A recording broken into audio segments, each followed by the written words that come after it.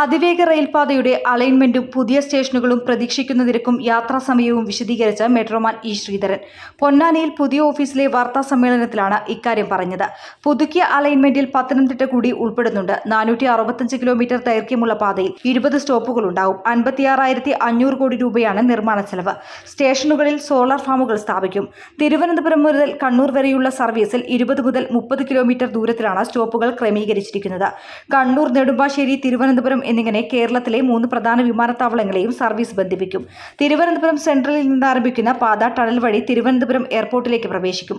വർക്കല, കൊല്ലം, കൊട്ടാരക്കര, പത്തനംതിട്ട, തിരുവല്ല, കോട്ടയം, വൈക്കം, എറണാകുളം, നെടുമ്പാശ്ശേരി വിമാനത്താവളം, തൃശൂർ, പട്ടാമ്പി, മലപ്പുറം, കരിപ്പൂർ, കോഴിക്കോട്, കൊയിലാണ്ടി, വടകര, തലശ്ശേരി, കണ്ണൂർ എന്നിവിടങ്ങളിൽ സ്റ്റോപ്പുകളുണ്ടാവും. വന്ദേ ഭാരത് തിരുവനന്തപുരം മുതൽ കണ്ണൂർ വരെ 6 മണിക്കൂർ എടുക്കുമ്പോൾ 3 മണിക്കൂർ 20 മിനിറ്റിൽ അതിവേഗ ട്രെയിൻ എത്തും. പരമാവധി സ്പീഡ് മണിക്കൂറിൽ 200 കിലോമീറ്ററാണ്. ഓരോ സ്റ്റേഷനിലും 1 മിനിറ്റ് നിർത്തും. എയർപോർട്ട് സ്റ്റേഷനിൽ 2 മിനിറ്റ്. രാവിലെ 10 മുതൽ വൈകിട്ട് 4 വരെ ഓരോ മണിക്കൂറിലും ട്രെയിൻ ഉണ്ടാവും. രാത്രി 8-ന് അവസാന വണ്ടി പുറപ്പെടും. എല്ലാ സ്റ്റേഷനും ഇടത് സൈഡിലായിരിക്കും. ടെർമിനൽ സ്റ്റേഷൻ മാത്രം വലതുഭാഗത്തുമാകും. പ്രതിദിനം ശരാശരി 5 ലക്ഷം യാത്രക്കാർ സേവനം ഉപയോഗിക്കുമെന്നാണ് പ്രതീക്ഷിക്കുന്നതെന്നും അദ്ദേഹം പറഞ്ഞു. News desk, media vision.